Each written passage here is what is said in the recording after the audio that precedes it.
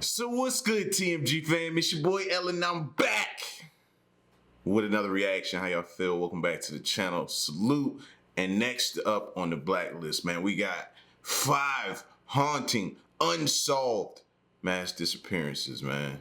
Shout outs to criminally listed. Prepare yourself for these stories. I always like to give a little disclaimer in the beginning because, yeah, man, these stories can touch nerve. They will touch nerve.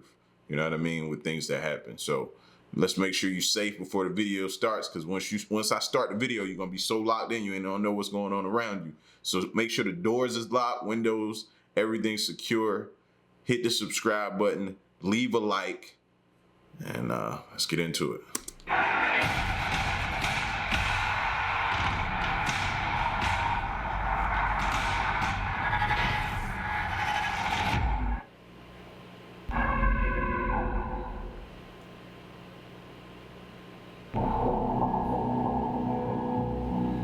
Another warning. Number 5, The Boys from Hannibal. On May 9th, 1967, 11-year-old Joel Hogue and his 13-year-old brother William came home covered in mud. The brothers were 2 of 11 children, and they lived in Mark Twain's hometown, Hannibal, Missouri. When their parents asked why they were so muddy, the boys explained that they were doing some cave exploring. Their parents scolded them, and the next day when they wanted to go out and play, they were told that they weren't allowed to leave the backyard. But sadly, boys will be boys, and the 2 Hogue brothers left the backyard.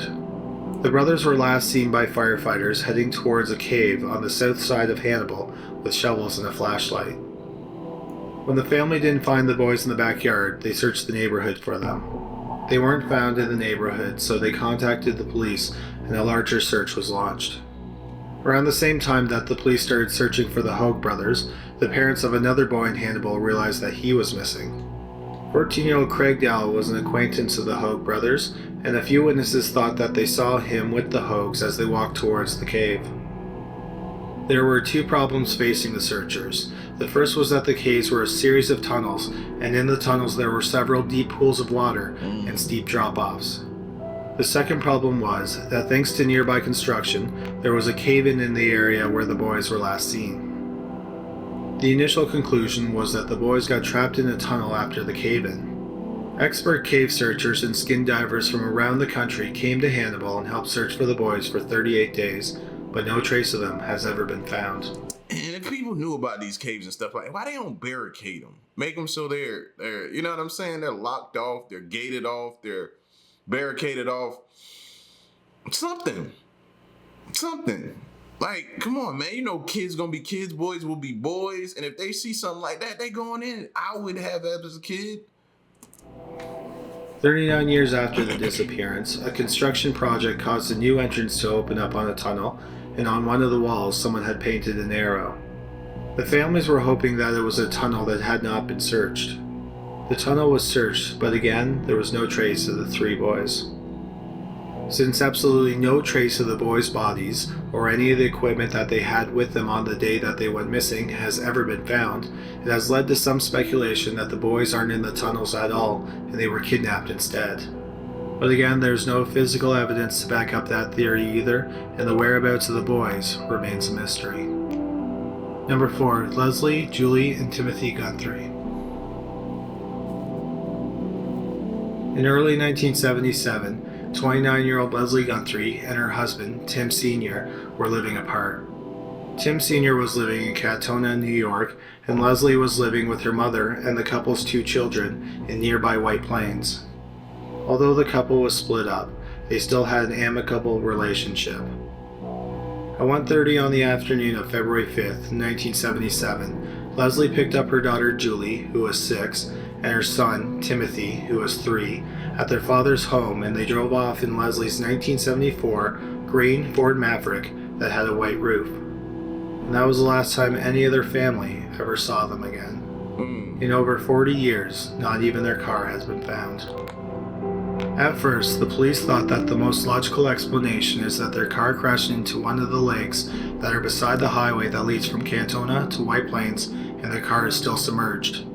But according to historical weather forecasts, 1977 was a cold winter in that part of New York, and the ice on the lakes would have been thick enough for a car to drive on. See, this would be a good time for, or that would have been a good time for, like we was checking out in the other video, those satellites, bro. For them satellites to be able to comb through like lakes and rivers, it'd be perfect. It'd be perfect for that. You know what I mean? Even if the worst, which what is feared of them being deceased or something happened, at least the family have some sense of closure, at least. You know what I'm saying? The next theory was that Tim Sr. was responsible for their disappearance. After all, he was the last person to see them alive. True. The police quickly ruled him out as a suspect, and in the ensuing years he spent his life savings hiring private investigators and personally following up on tips and possible leads. The police thought that was possible, that since their bodies and their car weren't found, that they are still alive and either chose or were forced to disappear. Just a year after they disappeared, a tabloid newspaper published a story about a hermit who lived in Utah near the Arizona border with several wives. There was a picture of the wives, and one of the women looked like Leslie, and in the caption it said that the woman's name was Leslie. The woman in the picture looked enough like Leslie that Tim Sr. and a detective flew out to Utah to check out the hermit and his wives. By the time that they got there, the hermit and his wives had left the area and no one knew where they went. Over the past 40 years, there have been several sightings of Leslie, but none of them have ever been confirmed, and there have been no sightings of the children. If they are still alive, at the time of this video, Leslie would be 69, Julie would be 46, and Timothy Jr. would be 43. Number 3, Now that's kind of mind-blowing. You don't think the kids would have tried to reach out to their dad if they're still alive? You know what I mean? I ain't gonna lie, in the beginning I thought the dad had something to do with it, but normally if the dad or the husband had something to do with it, you see them going after like life insurance money. They're not spending their entire life savings and everything they have to try to find them. So after they said that, I kind of fell back thinking it was him too. You know what I'm saying? Maybe the mom, I don't know, maybe the mom was done with, you know, they had, but they said the split was amicable. So maybe she was just, I don't know. That was theirs. That's a head scratcher. Aurou Fayette. On July 29th, 1965, 3 men armed with guns stormed into a bank in Gothenburg, Sweden. They were dressed in women's clothes and they had blonde wigs on. One of the robbers watched the door while the other 2 walked into the bank, firing wildly into the ceiling, which sent many of the employees and customers scurrying for cover. One of the customers didn't flee, and instead, he tried to wrestle the gun away from one of the robbers, and the robber ended up shooting himself in the leg. After robbing the bank, they ran to a nearby river and discarded their disguises. Underneath the women's clothes, It don't matter now. It's blood. It's traces of your blood. They gonna find you. Well, depending on how long ago it was, they might not have.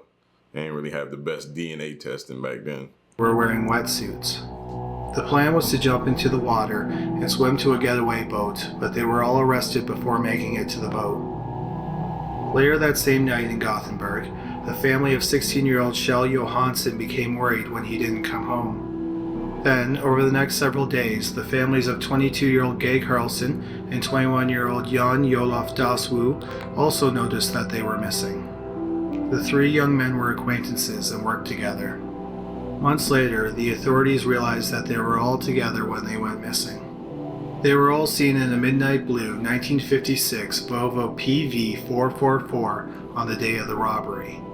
The young men in the car have never been found. But the story only gets weirder from there. In July 1965, Hubner Lundqvist was hitchhiking from Skåne to Lysekil, and when his parents didn't hear from him after a few weeks, they contacted the police. The last time that Lundqvist's family heard from him was a postcard that was mailed from Gothenburg on July 29th, which is the same day that the 3 young men disappeared, and it was the same day as the robbery. This has led people to speculate that the 4 disappearances and the robbery are all connected. One theory is that the young men saw the robbers prepping for the heist and the robbers killed them to keep them quiet. Another possibility is that the 3 young men were actually involved in the robbery and chose to disappear when it went wrong. Lundquist may have either been killed by the 6 of them, or he wasn't involved and his disappearance is a total coincidence. Or it is wholly possible that the disappearances of the 3 young men and Lundquist and the robbery aren't connected at all. Perhaps the 3 young men got into a car accident in a remote area or crashed into the water and their car just hasn't been found. Lundquist was hitchhiking, so it's even possible that he was in the car with them. It's also possible that Lundquist is still alive. There are 2 people who said that they saw Lundquist after he disappeared, but their claims have never been verified and he has never returned home or contacted any friends or family. Sadly, the families of the 4 young men have been waiting over 50 years to find out what happened to them, but they are no closer to any answers. Number 2, the Jack family. Y'all think they had something to do with the whole robbery situation? Or do y'all think the robbers of that situation did away with them? I don't know why I feel like they had something to do with the robbery situation. The Jack family of Prince George, British Columbia were a young Aboriginal family that were struggling to make ends meet. On the night of August 1st, 1989, the family's patriarch, 24-year-old Ronald Jack, was seen talking to a Caucasian man at a local pub. After talking for a little bit, Ronald left the pub with the man. Ronald then went home and told his wife, 26-year-old Doreen, that he had gotten them jobs at a logging camp out of town. They were apparently great jobs that included daycare, but in order to get the jobs, they had to leave that night. So they gathered up some of their belongings and got their 2 sons, 9-year-old Russell and 4-year-old Ryan, into the car, and then they drove off. At about 1:30 a.m., Ronald called his mother and told her about the jobs. Ronald told his mother some details about the jobs, but it didn't say where the camp was located. He also said that the family would be gone for 10 days to 2 weeks. Tragically, that was the last time anyone heard from the family. After the call, they disappeared and not even their car has been found. After the family was reported missing, the police went to their home in Prince George and it looked like the family planned to return after a short time. Next, they traced the call that Ronald made to his mother and they learned that the call was placed about 30 miles away from Prince George near Bedesty Lake. But in terms of clues, that was it and the case quickly froze over. Nearly 7 years later, on January 28, 1996, the Prince George Police Department received a call from an anonymous man. The voice was muffled and it was hard to hear, but the man said that the family was buried at the south end of a ranch. After cleaning up the audio, they couldn't say for sure, but they thought that the caller said Gordy's Ranch. Based on the call, the police did end up searching a ranch, but there was no trace of the family. They also traced this call, and it came from a home about an hour away from Prince George. On the night that the call was made, there was a party happening at the house. The party guests were interviewed, but they all claimed that they didn't know who made the call. Where the Jack family went missing suggests that they may have been victims of foul play. They were heading west on British Columbia Highway 16 on a stretch of highway infamously known as the Highway of Tears. The Highway of Tears is a stretch of 450 miles of Highway 16 that runs between the cities of Prince... How else are you supposed to know about these highways? Highways of Tears, Death Highway. How are you supposed to know about these highways, man? Because I need to know. We do a lot of traveling. A lot of times we drive. So naturally, you're probably not going to know about a lot of these places until you're there. And then by then it's too late. No. I don't like hearing stuff like that. George and Prince Rupert. Since 1969, 9 confirmed women have gone missing or were murdered while hitchhiking on Highway 16. But Highway 16 isn't the only deadly highway in that area of British Columbia. On Highways 5 and 97, there are another 9 confirmed missing or murdered women. However, many people think that the number of victims is actually much higher than that, quite possibly in the 40s, and that includes the Jacks. Many of the victims are Aboriginal women, and for years neither the Royal Canadian Mounted Police nor the Canadian government put a lot of effort into solving these cases. For example, Stephen Harper, who was Canada's Prime Minister from February 2006 to November 2015, continually rejected pleas for an inquest into the missing and murdered women. When Harper was asked about doing an inquest into the missing and murdered Aboriginal women in the run-up to the 2015 election, he said, It isn't really high on our radar, to be honest. You know, our ministers will continue to dialogue with those who are concerned about this. Despite indifference from the government, in 2012, the RC... Wait, what? It isn't really high on our radar, to be honest? Wow. About this. Despite indifference from the government, in 2012, the RCMP announced that they had a suspect for some of the Highway of Tears murders, and he was quite possibly the person who was responsible for the disappearance of the Jacks. His name was Bobby Jack Fowler, and he was a transient who traveled extensively through the United States and Canada for over 40 years. In 2002, the RCMP announced that Fowler's DNA had been linked to one of the cold cases from 1974. 16-year-old Colleen McMillan was last seen hitchhiking on Highway 97 in August 1974, and her body was found a month later. Unfortunately, by the time the police learned that Fowler was McMillan's killer, he had been dead for 6 years. He died in prison in 2006 while serving the 10th year of his 16-year sentence for raping a woman he met in a bar. The question is, was Fowler the man who was seen talking to Ronald Jack on the night that he disappeared? That question may never be answered with certainty because it's unclear where Fowler was in 1989, and the police are still trying to piece together his past. Fowler would move from town to town, sometimes staying no more than a day. He lived in rundown motels and made money by doing odd jobs. The police in Canada and the United States think it's possible that Fowler is responsible for over 20 murders.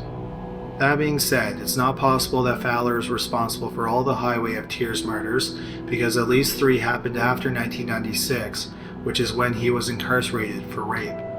Meaning there is at least one other killer who used the interior of British Columbia as their hunting grounds, and they are still possibly free today. Number 1. Ann Miller, Patricia Bluff, and Renee Bruhl. On the morning of July 2nd, 1966, 21-year-old Ann Miller picked up her 2 friends, 19-year-old Patricia Bluff and 19-year-old Renee Bruhl, at their Chicago area homes. Bruhl and Bluff were friends from high school, and they met Miller because the women all boarded their horses at the same stable. They were heading to the beach at the Indiana Dunes, which is about an hour's drive from Chicago, and it's on the shores of Lake Michigan. The women arrived at the beach at about 10 a.m., and since it was a hot day and it was the Saturday of a long weekend, the beach was very busy. Many hours later, as the sun started to set, a young couple on the beach flagged down a park ranger. The couple told the ranger that they saw 3 young women go into the water at about noon, and while in the water, they talked to a man on a boat. Another set of witnesses described the man as well-tanned, in his early 20s with dark, wavy hair. The boat had 3 hulls, an outboard motor, and it was about 16 to 18 feet long, and it was white with a blue interior. The 3 women boarded the boat, but they didn't return, and their belongings were still lying on the beach. On the blanket were the women's purses. Yeah, I gotta stop being so friendly, man. I know it's cool and it's okay, and it is, you should be friendly, but not that friendly, all right? It's okay to say hi, how you doing? Nice to meet you. Goodbye. That should be the end of it. Shoes and clothes. The ranger gathered up the belongings and took it to the ranger's office where they were forgotten about because it was a busy long weekend. 2 days later, the ranger's office got a call from Renee Bruhl's father, and he sounded panicked. The ranger checked the belongings and found a set of car keys that belonged to a car that was in the parking lot that had not moved since Saturday. The ranger called the Chicago police and found out that the car belonged to Ann Miller. He also learned that Miller and her 2 friends had been reported missing 2 days earlier. Searches were conducted on both land and the waters of Lake Michigan, but at this point the young women had been missing for 48 hours. During those 48 hours, thousands of people visited the beach, so finding any possible clue at the scene of their disappearance was impossible. Hard. At first, the police and the rangers thought that the boat that the women were on sank. Not far from where they were last seen, Searchers found pieces of what they believed to be seats of a boat, some oil and gas cans, and an oil-soaked piece of wood. But it was hard You think it's sunk, or does that sound like maybe somebody trying to destroy evidence? to tell how long the debris from the boat had been in the water, and the Coast Guard had no records of a boat going missing that day. Also, 2 of the women were very strong swimmers, so the police don't think that they drowned. The next theory is that the women wanted to disappear.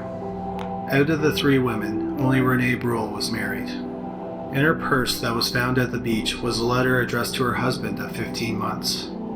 Bruhl wrote that she was leaving him because he spent too much time working on his cars and hung out with his friends too much. The letter was dated 2 weeks before she disappeared, and it's unclear why she never gave it to her husband. The husband was interviewed, and he said that he had no idea that she was unhappy. Bruhl's family thinks that she may have written the letter in a fit of anger and then decided not to give it to her husband. She may have even forgotten that it was in her purse. The police concluded that all 3 women had personal problems, but nothing serious enough to fake their death over. If the 3 women didn't drown and didn't choose to disappear, they may have met with foul play. If they did meet with foul play, there are 2 very different sets of suspects. The first set of suspects is a pair of abortionists. What? Just before the 3 women disappeared, Miller told friends that she was 3 months pregnant. Patricia Bluff may have also been pregnant. At the time, abortion was illegal in Illinois, so it's possible that the women went to Indiana to meet a husband and wife team named Helen and Frank Largo, who performed black market abortions. So they're gonna meet them at the beach, get in the water, a boat's gonna pull up and take them away? But then why would they come up missing? Somebody would go through all of that and still want to kill them? I don't think I'm buying that first one. Let me see what else they got. On the day that the women went missing, the nephew of the Largos was at the same beach, and he matched the description of the man seen on the boat. The theory is that the nephew picked up the girls at the beach and then took them to a houseboat where the Largos performed the abortions. They think that something went wrong, and all 3 women were killed to ensure that they would stay quiet, and then their bodies were dumped in the river. This is only speculation, and there is no evidence implicating the Largos in the murder of the 3 women. The second theory about who may have killed the 3 women is based on the stable where the women kept their horses. 4 months before she disappeared, friends and family of Patricia Bluff noticed an injury on her face which could have been caused by a fist. When she was asked about the injury, she said that she was having some problems with some syndicate people. How this is linked to the stable is that the stable was owned by a man named George Jane. His maternal half-brother was a rival horse breeder and a stable owner named Silas Jane, who went by Cy. Cy thought of himself as a businessman, but he was actually more of a psychotic gangster than a businessman. Specifically, he was the head of a criminal network called the Horse Syndicate. The criminal network consisted of riders, trainers, owners, and veterinarians who developed plans to kill horses to collect insurance money. Cy hated George because in 1961, one of George's horses beat one of his in a competition. After the loss, Cy swore that he would kill his half-brother. In June 1965, George asked a riding instructor named... Remember when I told you can't even trust it's his half-brother, but still, you can't trust nobody, even the ones close to you. Jerry Rude to run an errand for him and to take his car. When Rude started the car, a car bomb exploded, and she was killed instantly. The police knew that Cy planted the bomb, but they couldn't prove it. Since the bomb was planted at the stables where Miller, Bruhl, and Bluff boarded their horses, the theory is that one or all 3 women saw something that they shouldn't have, and they were killed to silence them. Besides trying to kill his brother, Cy did have a reputation for violence, and he has been linked to some of Chicago's most notorious crimes. Cy's criminal history dates back to when he was just 17 years old. He was convicted of rape, and he was sent to a state reformatory for a year. The first major crime that he was connected to as an adult was the murder of 14-year-old Robert Peterson and 2 brothers, 13-year-old John and 11-year-old Anton Schuessler. On October 16, 1955, the boys went to downtown Chicago to see a movie, and they didn't return home. Their nude bodies were found 2 days later. They had been severely beaten and strangled. While the case wouldn't be solved until 1994, what happened was that the boys were hitchhiking and they were picked up by a horse trainer named Kenneth Hansen. Hansen took the three boys to Cy's stable where he was an employee. Once at the farm, he killed all three boys, and then Cy apparently walked in on the murders. Cy was worried that the scandal would ruin his reputation, so he helped Hansen dump the bodies. Then, 8 months later, the stable where the murders took place just happened to catch fire. It's believed that Cy ordered the fire to be started to destroy any evidence of the murders and for the insurance money. Dang. Then, over the next 10 years, Cy continued to threaten and harass his half-brother. He also hired several people to kill him. In 1966, one of the men who Cy asked to kill his half-brother went to the police, but when it came time to testify against him in court, the man said that he had amnesia. The man was sent to jail for 30 days for contempt, and Cy was acquitted.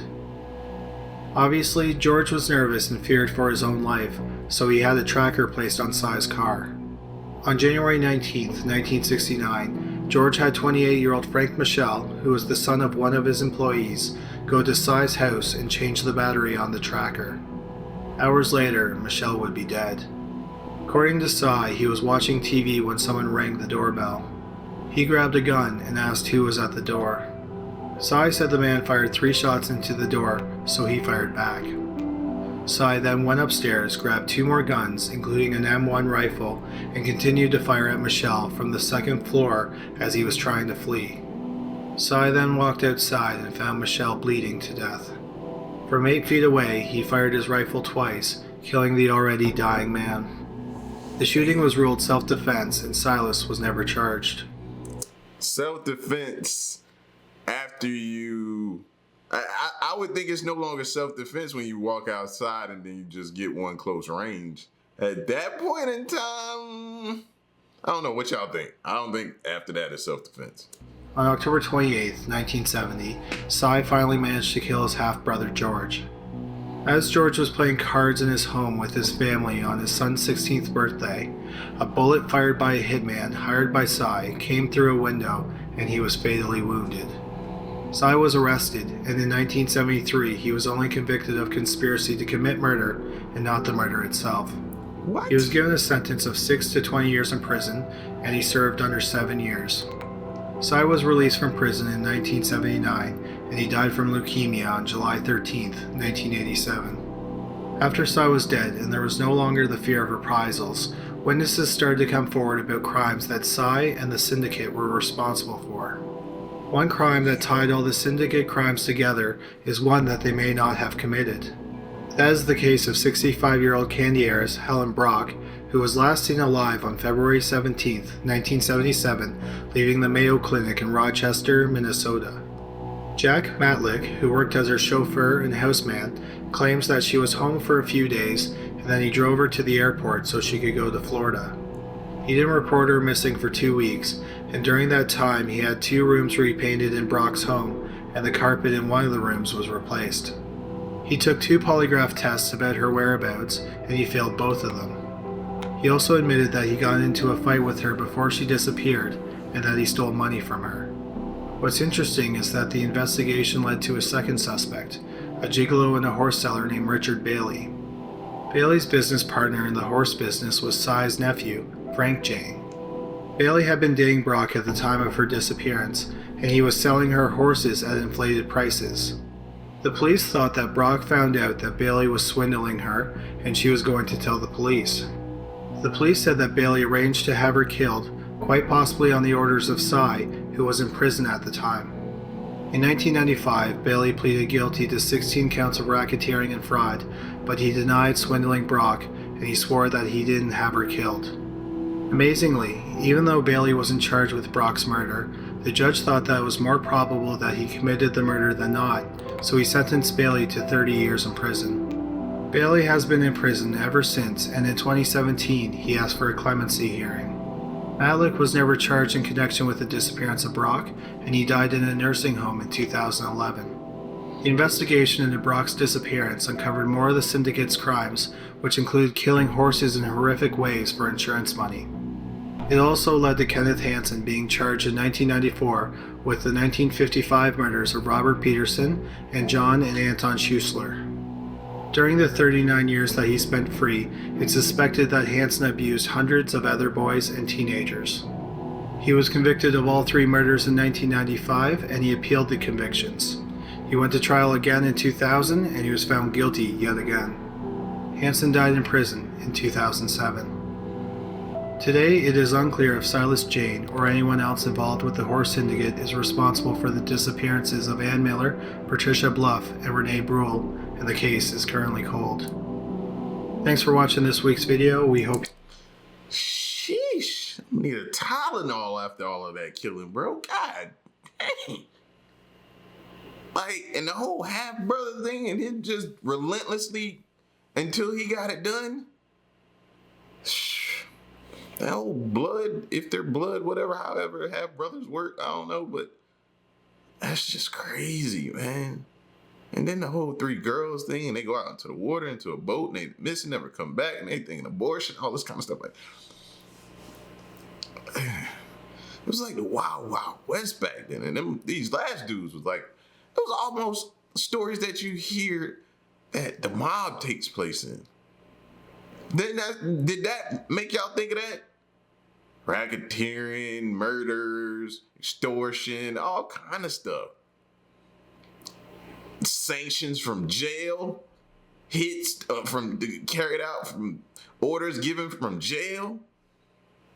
Like, that's crazy, bro. But at this point, does anything surprise you? It does and it doesn't for me. Sorry, it's crazy. Y'all get at me in the comment section, man. 5 haunting, unsolved mass disappearances, man. Scary, scary, scary. It's your boy L, man. Until the next one, I'm gone. Peace.